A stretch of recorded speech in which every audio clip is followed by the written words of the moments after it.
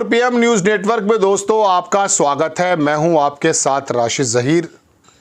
एक मिसाल मेरी समझ में आती है कि मेंढकों को तोलना बड़ा मुश्किल काम है। मेंढकों को तोलने का मतलब यह है कि अगर आप कुछ मेंढकों को तराजू के एक पड़ले में रखते हैं, कुछ कूद जाते हैं, कुछ नहीं रखे जाते हैं। आपको मालूम है, टाइगर के नाम से मशहूर आदिवासी नेता, जिनके बारे में कहा देश का सबसे बड़ा आदिवासी नेता, चंपई सोरेन भारतीय जनता पार्टी में जा मिले। लेकिन अब एक नई परेशानी है, दूसरे मेंढक कूदने लगे। मिसाल दे रहा हूं मैं आपको।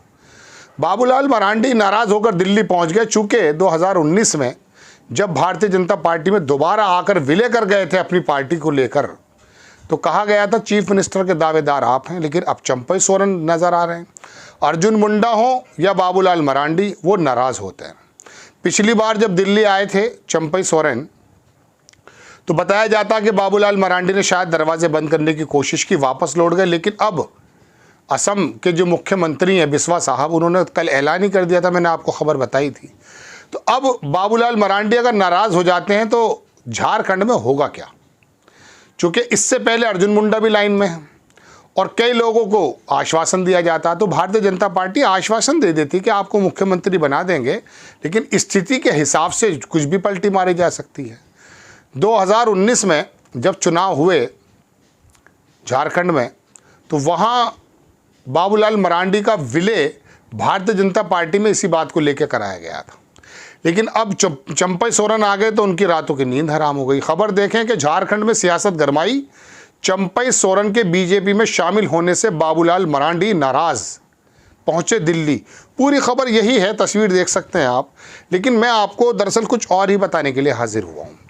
30 अगस्त को रांची में उनका ये एंट्रेंस हो रहा है। माना जा रहा है कि वो जो कुछ सीटों पर इनका वर्चस्व है, 2-3 सीटें इफेक्ट हो सकती हैं, इसमें कोई दो राय नहीं है। लेकिन हेमंत सोरेन की ज़्यादा पोजीशन बढ़ी है इनके यहाँ जाने से। उसकी वजह यह है दोस्तों कि हेमंत सोरेन से जब ये बगावत करके गए तो थोड़ी सी सहानुभूति ये थी कि इनको हटा दिया गया था। लेकिन अब जब ये भारतीय जनता पार्टी में जाकर के अपने सुर बदल रहे हैं, तो लोगों में पता चल गया कि इनको दरअसल सत्ता का ही मोह था और ये जाएंगे, तो वो वाली बात तो वहाँ ख़त्म हो जाती। लेकिन भारतीय जनता पार्टी में जो एक लड़ाइयाँ तेज़ हो गई हैं, उसके बारे में थोड़ा सा ये देखिए आप कि वो हेमंत सोरेन को किस प्रकार से फ़ायदा पहुँचा सकती हैं।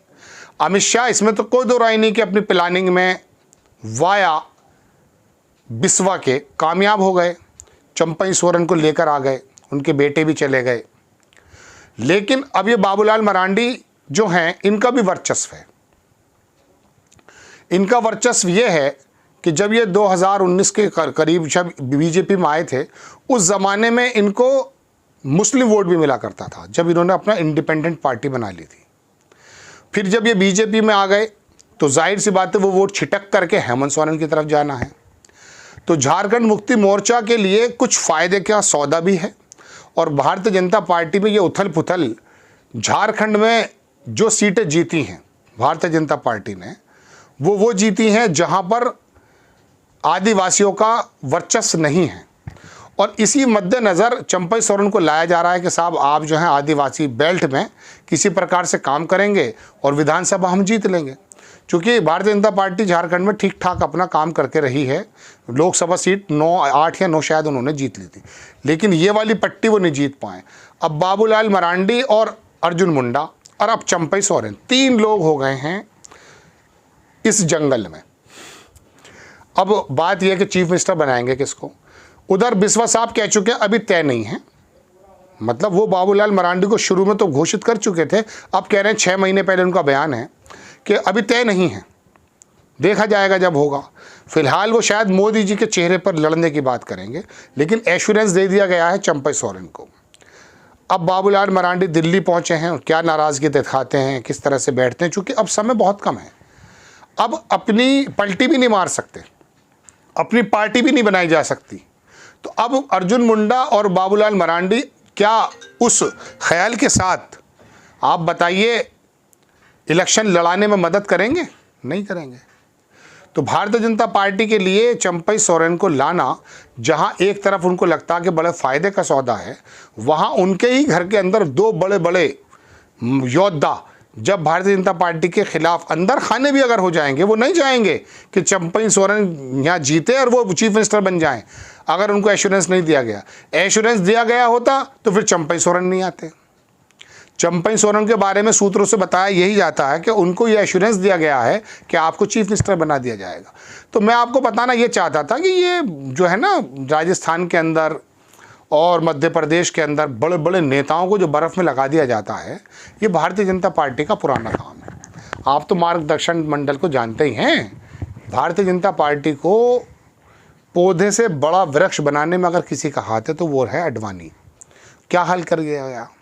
गुजरात की लॉबी आई, जो भी बड़े नेता, मैंने एक प्रोग्राम कभी बनाया था कहीं, आप अगर मिसाल के तौर पे छत्तीसगढ़ से चलें, चाहे वह डॉक्टर रमन सिंह हो, चाहे आप बिहार में चलें, वहाँ पर वो मोदी साहब का जो सुशील मोदी उनका देहांत हो गया, और वहाँ चलें मध्य प्रदेश, वहाँ पर आप देखेंगे शिवराज चौहान, आप महाराष्ट्र में आ जाएं, वहाँ देखेंगे फडणवीस, आप उत्तर प्रदेश में जाएं योगी साहब के बारे में, आप राजस्थान में आ जाएं वसुंधरा राजे। जो भी नेता थोड़ा सा बड़ा होने की कोशिश करता है उसको समतल कर दिया जाता है। कोई भविष्य में मोदी जी को और अमित शाह को चैलेंज करने के लिए भारतीय जनता पार्टी में इतना बड़ा चेहरा पैदा ना हो जाए जो इनको आने वाले वक्त में दिक्कतें पैदा हों। गुजरात में तो आप जानते ही हैं, वो तो सरकार बताते लोग ये हैं कि पीएम ऑफिस से चलती है, चीफ मिनिस्टर का नाम नहीं पता होता, उतना चल के दो तो तीन बार बदल देते हैं चीफ मिनिस्टर।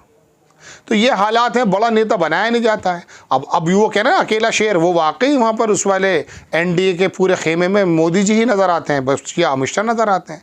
कभी कभी राजनाथ सिंह को आगे कर दिया जाता है। वहाँ नागपुर में क्या शानदार नेता नितिन गडकरी, उसको कैसे देख सकते हैं आप ज़मीन पे, मतलब उनका कद छोटा कर दिया गया।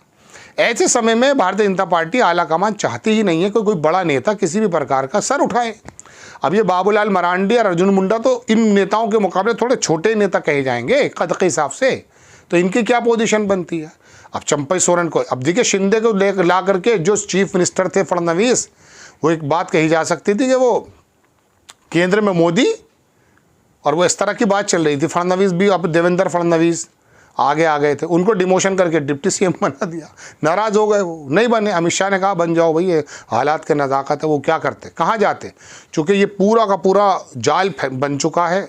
गुजरात लॉबी का, भारतीय जनता पार्टी का पूरे देश में छोटे छोटे स्तर पर भी किस प्रकार का शिकंजा कसा हुआ है, कोई नेता बता नहीं सकता है, बोल नहीं सकता है। आपको मालूम है वाणिज्य मिनिस्टर कौन है, बिजली मिनिस्टर कौन है, पेट्रोलियम मिनिस्टर कौन है, शिक्षा मिनिस्टर कौन है? कुछ लोगों को मालूम होता है, वरना दो ही मिनिस्टर नज़र आते हैं। हाँ, फाइनेंस के जब बजट पेश होता तब निर्मला सीतारमण आ जाती हैं, कभी कभी राजनाथ भी नज़र आते, कभी कभी, वरना ज़्यादातर जो रोल है वो दो ही लोगों का है। बल्कि शौरी साहब और वो अरुण जेटली कहा करते, अरुण शौरी कहा करते थे कि 2.25 लोगों की सरकार है, एक मोदी जी, एक अमित शाह, और पौन के बारे में वो अरुण जेटली को कहते थे 2.25 लोगों की। अब 2 की चलती है। आपको खबर कैसी लगी अपनी राय कमेंट्स बॉक्स में ज़रूर दीजिए। चैनल को सब्सक्राइब कीजिए, शेयर कीजिए। नेक्स्ट टाइम में किसी खबर के साथ हाजिर होता हूँ। जय हिंद।